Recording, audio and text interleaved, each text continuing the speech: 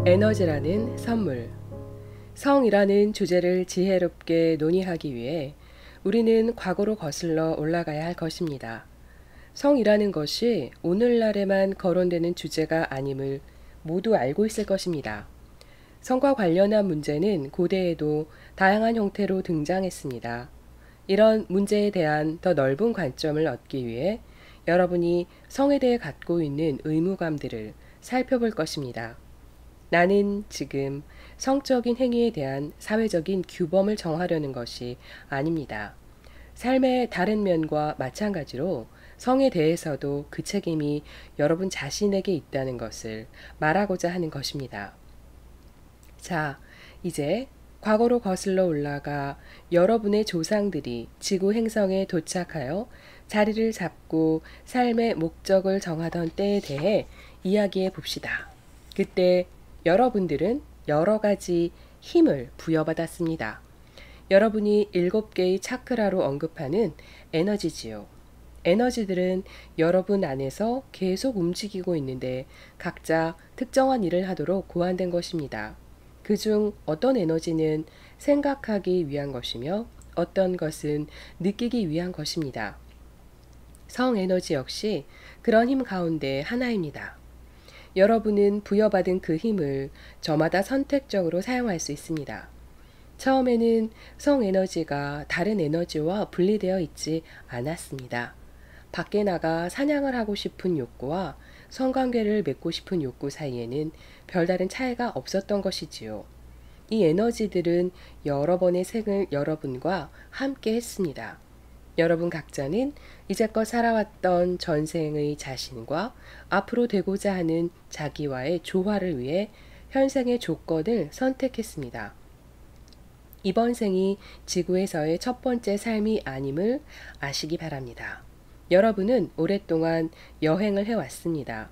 그래서 여러분의 존재, 여러분의 의식 속에는 이미 형성된 특정한 성향이 있습니다. 이런 성향이 성에 대한 특정한 태도를 만들어냈고 여러분의 한 부분이 되었습니다.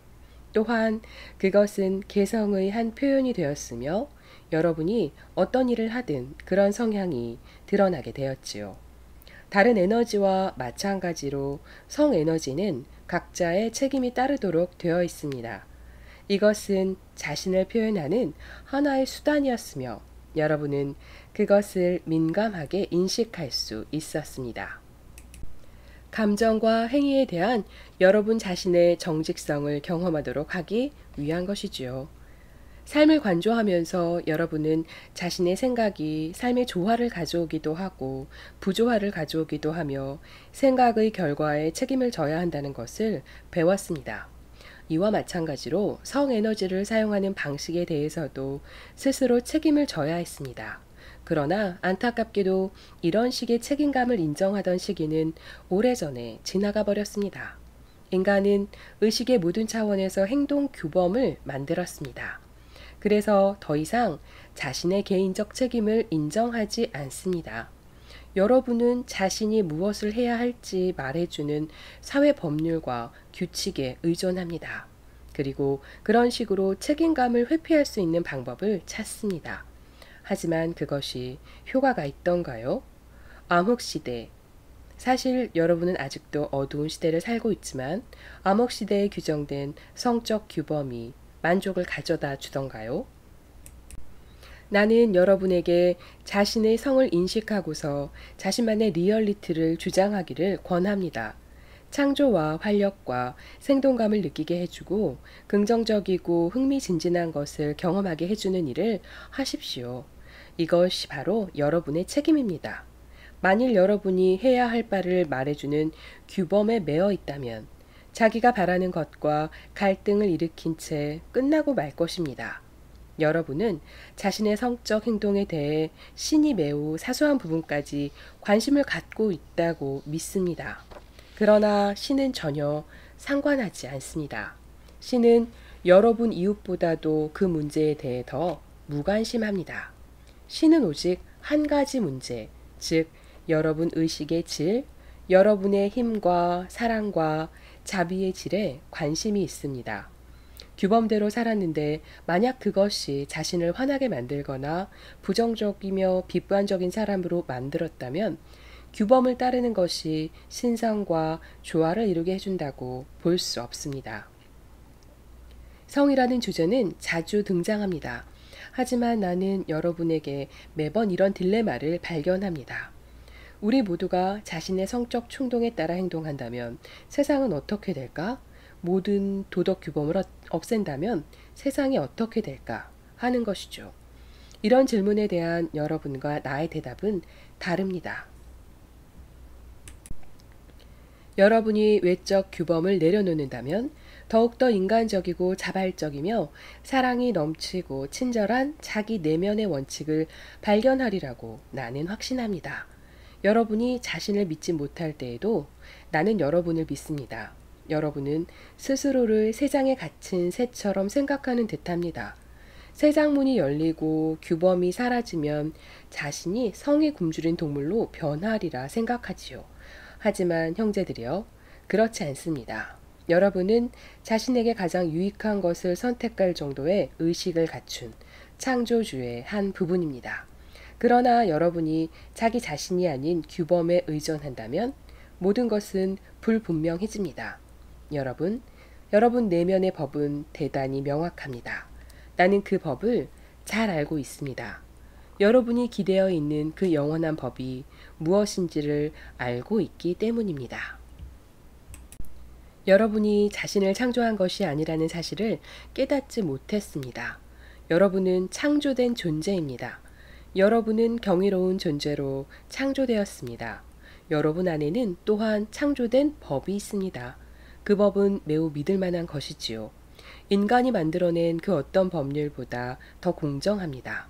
자기 내면의 참 존재를 신뢰하기로 마음먹을 때 사랑, 이해, 조화, 용기, 지혜 등 여러분이 찾고 있는 모든 덕목이 그곳에 있다는 것을 알게 될 것입니다. 여러분의 본성, 여러분 존재의 진료는 신적 근원의 한 부분입니다. 여러분을 만든 원재료가 태초에 어디서 왔다고 생각하십니까? 창조되는 순간 여러분은 놀라운 선물을 받았습니다. 그 선물 가운데 가장 중요한 것이 바로 성입니다. 인간은 세상과 나오는 순간 상당한 혼란을 느낍니다. 다른 사람과 조화를 이루기 위해 세상이 요구하는 느낌이나 감정을 지니지만 저마다 다른 생각을 갖고 있기 때문이지요. 여러분은 각자 다른 존재입니다. 성을 제대로 이해하고 싶다면 머리에서 나오는 생각으로 성을 바라보지 마십시오. 성 에너지가 자연스럽게 움직일 때 여러분은 배움을 얻을 수 있습니다. 성 에너지 자체는 여러분이 상상할 수 있는 그 어떤 에너지보다 순수합니다. 그것을 왜곡한 것은 바로 여러분의 마음입니다. 성 에너지가 일어날 때 마음이 그것을 받아들여 옳고 그름을 판단합니다. 성을 어떤 목적에 사용하는지 여러분 자신에게 물어보십시오. 타인을 조종하고 통제하기 위해 사용하는 사람들도 있고 남을 벌주기 위해 성 에너지를 사용하는 사람도 있습니다. 혹은 성 에너지를 사용하는 것을 아예 거부하는 사람도 있지요. 어떤 힘이 여러분 손에 주어진다면 그 힘으로 무엇을 할 것인지, 그 힘을 누구와 나눌 것인지, 그 힘으로 자기 삶을 어떻게 만들 것인지 스스로에게 물어보십시오. 성 에너지를 눈으로 볼 수는 없지만 자기 안에 존재하는 그 힘을 느낄 수는 있습니다. 여러분은 자신에게 이런 질문을 해야 합니다. 성 에너지를 무엇에 사용하고 싶은가? 이것은 개인적인 질문으로서 여러분 각자가 자기 존재의 가장 깊은 부분에서 정직하게 대답해야만 합니다. 이런 질문을 두려워하지 마십시오. 그런다고 여러분이 야만적인 짐승 같은 존재가 되는 것은 아닙니다. 이 문제를 깊이 탐구함으로써 여러분은 육체가 지닌 가장 위대한 친구에 대해 알게 될 것입니다. 여러분은 친구를 영적인 의미와 상관없는 개념으로 이야기합니다. 그러나 나는 지금 여기에 여러분과 함께 있는 친구에 대해 말하고 있습니다. 성은 여러분의 도반, 즉 함께 돌을 닦는 벗입니다. 그것은 여러분 본성의 일부가 됨으로써 여러분 자신을 더 잘 이해할 수 있는 기회를 제공하기 때문입니다. 내면으로 깊이 들어가서 성에 대해 정직하게 접근하는 데에는 많은 용기가 필요합니다. 나이의 관계에 상관없이 성에 대해 왜곡된 감정을 품고 있거나 육체적 욕망을 언짢고 불편한 것으로 여기는 사람들은 성과 관련해서 아직 해결되지 않은 부분이 있음을 인정해야 합니다. 여러분이 삶 속에서 성적인 표현을 하지 않는다면 여러분 스스로 성적 표현을 원치 않기로 결정했기 때문입니다. 그것을 최선의 선택이라 생각한 탓이죠. 자신이 너무 뚱뚱하다거나 못생겼다거나 늙었다고 생각해서 혹은 다른 어떤 이유로 성적인 욕구를 억누른다면 이는 여러분이 세상에 투사한 신념일 뿐이며 결국 여러분은 그 신념에 따라 현실을 경험하게 될 것입니다. 성 문제를 철저히 외면하는 것이 자신의 딜레마를 해결하는 방법이라 생각하는 사람도 있습니다.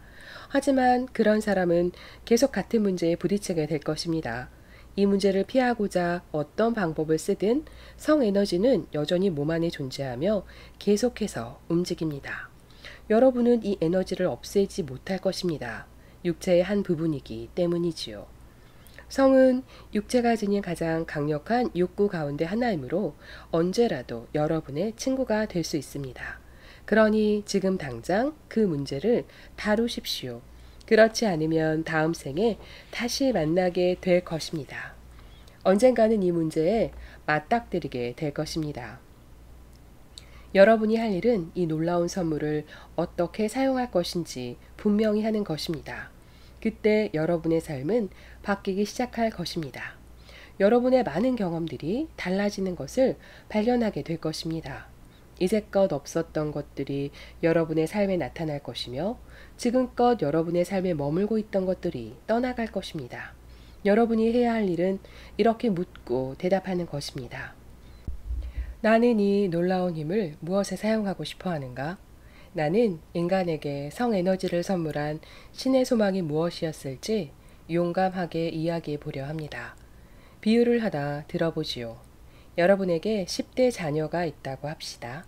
아이가 졸업할 시기가 되어 선물을 사줘야 할 때가 되었습니다. 비싼 선물을 사줄 수도 있겠지요. 그런 선물을 마련하여 자녀에게 내줄 때 여러분은 맙소사 어떻게 하면 좋지? 라는 생각을 하게 됩니다. 왜냐하면 자녀는 아직 어린데 이제 그에게 엄청난 힘이 주어졌기 때문입니다. 이와 마찬가지입니다. 힘이라는 신성한 선물이 주어졌을 때 의식에서는 어쩌면 좋을까 하는 소리가 들립니다. 바라는 것은 그 힘이 지각 있게 사용되는 것입니다. 그 방법 가운데 하나는 기쁨을 위해 사용하는 것입니다. 더 없는 경의와 즐거움을 위해 사용하는 것이지요. 또 다른 방법은 그 힘이 실제로 존재하며 움직이기도 하고 무엇을 창조하기도 하며 형태를 띠며 역동적이고 변화무쌍하다는 것을 인식하는 것입니다. 마음의 힘 외에 그런 능력을 지닌 다른 힘을 생각해 낼 수 있습니까? 마지막 방법으로는 이 선물을 더 높은 목적을 위해서 사용하는 것입니다. 그리하여 살아있다는 기쁨, 나아가 자신이 육체적 존재 이상이라는 기쁨을 통해 맛보는 위대한 감격을 경험할 수 있습니다. 그런데 외부에서 오는 타인과의 결합에서 오는 힘은 경험해 왔지만 더 나아가 주변에 다른 육체가 있든 없든 상관없이 그 힘을 여러분의 육체 안에 있는 에너지로서 경험하는 것이 가능할까요? 설명을 좀 더 해보겠습니다. 여러분은 지금 자신에게 다가오는 혹은 자기 내부에서 솟아나오는 성에너지를 느끼고 있습니다. 그렇다면 언젠가는 이 에너지가 내면 깊이 흐르며 반대 방향으로 움직일 가능성 또한 감지할 수 있습니다. 여러분은 그 힘을 타고 본래의 근원으로 돌아갈 수 있습니다. 에너지는 양방향으로 움직입니다. 따라서 그 힘을 타고 되돌아갈 수 있다면 그 에너지가 생겨났던 근원과 연결될 것입니다. 이렇게 하는 데에는 여러 방법이 있습니다. 다시 한번 말하지만 규칙이란 없습니다. 문제는 여러분 모두 어떤 규칙이 있을 거라고 믿는 것입니다. 다른 관심사와 마찬가지로 여러분은 옳은 책을 읽었고 옳은 스승이 있으며 옳은 길을 걸어왔습니다. 근원과 연결되는 다리를 어렴풋하게라도 본 사람은 딜레마에 빠진 자신을 발견할 것입니다. 이때 여러분의 발목을 붙잡는 것은 여러분 자신의 신념입니다. 여러분은 자신이 근원으로 돌아갈 다리에 오를 자격이 없다고 느낄 수도 있습니다. 혹은 그 다리를 건너기 위해 어떤 대가를 치러야 한다고 여깁니다. 그래서 여러분은 성에너지가 성적 경험을 통해 매 순간 가르쳐주는 교훈에 주의를 기울이지 않습니다. 떠나버리지요. 경험과 함께 머물지 않습니다. 많은 것들이 여러분을 방해할 수 있습니다. 죄의식이 일어나기도 합니다. 이런 경험은 하지 말아야 한다고 느끼며 신이 쳐다보지 않기를 바랍니다. 그럴 때 여러분은 그곳에 있지 않습니다. 거의 반사적으로 그곳에서 벗어납니다. 결국 여러분은 성에너지의 경이로움과 강력한 파동을 느끼지 못하게 됩니다. 성에너지는 여러분의 친구입니다. 하지만 아무리 힘이 센 친구라도 여러분이 그 자리에 없으면 여러분을 도와줄 수 없습니다. 여러분은 일어나고 있는 모든 상황에 주의를 기울이며 그 자리에 있어야 합니다. 자기 반응과 느낌에 주목하면서 그리고 성에너지가 어떻게 움직이는지, 성에너지가 어떻게 자유로워지는지, 그것이 어디에서 막혔는지, 그것으로 무엇을 하고 싶어 하는지 주의 깊게 지켜보아야 합니다. 그 자리에 있지 않으면 여러분은 길을 잃고 가르침도 얻지 못할 것입니다. 성생활이 자기가 상상한 대로 되지 않을 때 여러분 대다수는 더 많은 상대와의 성경험을 그 해결책으로 생각합니다. 그런 후에도 여전히 성에너지가 남아있을 경우 자신은 행복하지 않다고 느끼며 그로 인해 삶의 복잡한 문제만 더해갑니다. 이제 여러분은 만족시켜야 할 더 큰 애고를 갖게 되었습니다. 이와는 달리 문제가 파트너에게 있다고 생각하고 좀 더 만족스러운 대상을 만난다면 행복해지리라 생각하는 경우도 있습니다. 그래서 다른 파트너를 찾아 나서지만 결국 또 다른 좌절감을 맛볼 뿐입니다. 성에너지는 모든 수준에서 지혜롭게 사용될 때에만 여러분을 만족시켜 줄 것입니다. 그렇지 못할 경우 여러분은 불만족스러운 상태에 머물게 될 것입니다. 성에너지는 결코 적당히 만족하는 수준에서 멈추는 법이 없기 때문이지요. 어떻게 하면 더 깊은 상태의 경험을 할 수 있을까요? 명상을 하며 앉아있을 때와 마찬가지로 자신을 통해 흐르는 에너지 패턴을 의식하고 그 과정에서 성에너지가 유한한 자아가 아님을 깨우치십시오. 이렇게 성에너지의 흐름을 명징하게 의식함으로써 여러분은 성에너지가 지닌 파급 효과를 접하게 될 것입니다. 성에너지를 모든 수준에서 여러분에게 도움이 되는 방식으로 사용하길 원한다면 자신의 내면과 주위에서 일어나는 일에 관심을 기울여야 합니다. 고요해지는 동시에 매우 강렬해져야 합니다. 깨어있는 상태에서 성에너지의 움직임을 느끼고 그 느낌과 친밀해져야 합니다. 이렇게 관찰하다 보면 생각의 부분이 쿤달리니의 자극점과 매우 가깝다는 것을 알게 될 것입니다. 척추의 맨 밑 지점인 그곳은 신성한 힘이 집중되어 있는 곳이기도 합니다. 의식이 철저히 깨어 있을 때 계속해서 성에너지에 불을 붙이면서 신성한 힘을 위로 끌어올리는 능력, 다시 말해 그 힘을 낮은 차크라에서 가장 높은 차크라로 끌어올리는 능력이 여러분에게 있다는 것을 발견할 것입니다. 여러분이 그 힘의 경위를 느끼지 못했다면 마음속에 무엇인가가 그 힘의 전원을 꺼버리도록 요청했기 때문입니다. 성에너지는 한 방향으로만 흐르지 않는다는 것을 이해하십시오. 힘의 막대기는 양 끝이 연결되어 있기에 이쪽 끝과 저쪽 끝이 서로 나뉠 수 없습니다. 성은 신이 여러분에게 준 선물입니다. 그런데 모든 선물에는 그 나름대로의 중요한 이유가 있는 법입니다. 성의 경우는 고향을 향한 여정, 즉 신성한 근원으로 돌아가는 데 사용하도록 주어진 것입니다. 여러분의 10대 자녀는 차를 타고 돌아다니면서 마음대로 돈을 쓸 수도 있습니다. 그러나 부모들은 자녀가 집으로 돌아오는데 차와 돈을 사용하기를 바랄 것입니다.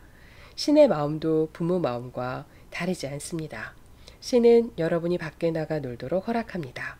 그리고 10대 아이들이 그러하듯 여러분도 흥미진진한 일을 할 수 있게 허용했습니다. 하지만 결국 신은 여러분이 자신의 외로움을 깨닫고 집으로 돌아오고 싶어 하길 바랍니다.